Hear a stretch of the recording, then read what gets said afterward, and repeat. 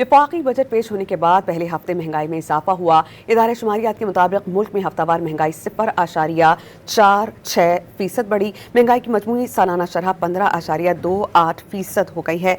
इस पर हम बात करते हैं डॉन न्यूज़ के रिपोर्टर ताहिर शरानी से। ताहिर, बताइएगा महंगाई की वजूहात क्या बताई जा रही हैं, बजट या कुछ और? जी बिल्कुल, इदारे शुमारियात ने जो महंगाई से मुताल्लिक हफ्तावार रिपोर्ट जारी की है उसके मुताबिक मुल्क में हफ्तावार महंगाई में इजाफा हुआ है और एक हफ्ते में 25 अशिया ज़रूरिया की कीमतों में इजाफा, 11 अशिया सस्ती और 15 की कीमतें मुस्तहकम रही हैं। जो हफ्तावार बुनियाद पर महंगाई में इजाफे की बड़ी वजह यह है जो कई फूड आइटम्स हैं उनकी कीमतों में इजाफा हुआ है। इदारे शुमारियात के मुताबिक एक हफ्ते में टमाटर 16.65%, आलू 6.82%, चिकन 5.6%, वाशिंग सोप की कीमत में 1.16% और LPG की कीमत में 0.51% का इजाफा हुआ।